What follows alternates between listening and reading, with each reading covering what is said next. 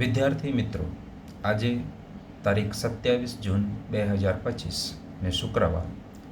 આજના દિવ્ય ભાસ્કરમાં daily current affairs આ મુજબ રજૂ થઈ છે. નંબર 1, WMO આબોહવા અહેવાલ. WMOના એશિયામાં આબોહવા સ્થિત અહેવાલમાં 2024 એશિયાનું સૌથી ગરમ વર્ષ હતું.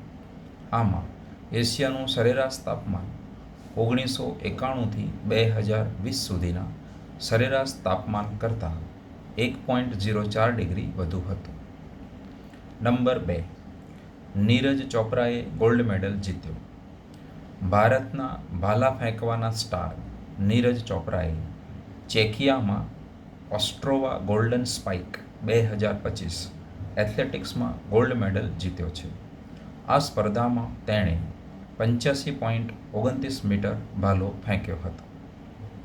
Number 4, NATO summit. 76મું નાટો સમિટ નેધરલેન્ડના હેગમાં યોજાયું છે. આ સમિટ પ્રથમ વખત નેધરલેન્ડમાં યોજાઈ રહી હતી, જેમાં સંરક્ષણ ખર્ચમાં વધારો જેવા મુદ્દાઓ પર ચર્ચા કરવામાં આવી હતી. નાટોની સ્થાપના 1949માં થઈ હતી. આજે 32 દેશો તેના સભ્ય છે. નંબર 3, ઇફકોનો પ્રથમ વિદેશી ખાતર પ્લાન્ટ. ભારતીય કંપની ઇફકો બ્રાઝિલમાં પ્રથમ વિદેશી નેનો ખાતર પ્લાન્ટ બનાવશે. આ પ્લાન્ટનું ઉત્પાદન ઇફકોની પેટા કંપની ઇફકો નેનોવેન્શન અને બ્રાઝિલિયન કંપની નેનોફર્ટ દ્વારા કરવામાં આવશે. નંબર 5, દેશનું પ્રથમ પતંગિયા અભયારણ્ય. કેરળ સરકારે કન્નૂરમાં પતંગિયા માટે દેશના પ્રથમ અર્લમ બટરફ્લાય અભયારણ્યનું ઉદ્ઘાટન કર્યું છે. આ અભયારણ્યમાં પતંગિયાઓની 266થી વધુ પ્રજાતિઓ છે. નંબર 6, રથયાત્રા માટે રેલવેની ખાસ એપ. પૂર્વ કોસ્ટ રેલવેએ રથયાત્રા માટે એક ખાસ મોબાઈલ એપ ECOR યાત્રા લોન્ચ કરી છે. આના દ્વારા ભક્તોને ટ્રેન, સમયપત્રક, ટિકિટ અને પ્રવાસન સુવિધાઓ વિશે માહિતી મળશે. નંબર 7, આસામમાં ટ્રાન્સજેન્ડરોને OBC દરજ્જો.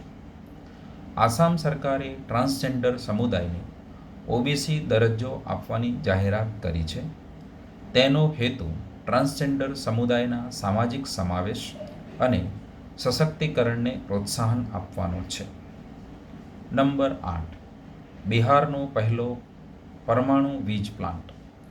ભારતના નવા small modular reactor SMR mission હેઠળ બિહારમાં પહેલો પરમાણુ વીજ પ્લાન્ટ હશે.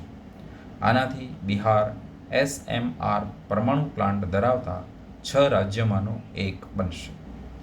નંબર 9, પ્રથમ ફૂલ સ્ટેક ક્વોન્ટમ વેલી. દેશની પહેલી ફૂલ સ્ટેક ક્વોન્ટમ વેલી આંધ્રપ્રદેશના અમરાવતીમાં શરૂ કરવામાં આવશે. આ કેન્દ્ર એક જ જગ્યાએ ક્વોન્ટમ કમ્પ્યુટર સંબંધિત હાર્ડવેર, સોફ્ટવેર અને સંશોધન વિકસાવશે. નંબર 10, ભારતને બ્લૂમબર્ગ એવોર્ડ એનાયત. લોકોને તમાકુ છોડવામાં મદદ કરવાના પ્રયાસો બદલ ભારતને O શ્રેણીમાં પ્રતિષ્ઠિત Bloomberg Philanthropies global tobacco control award એનાયત કરવામાં આવ્યો છે.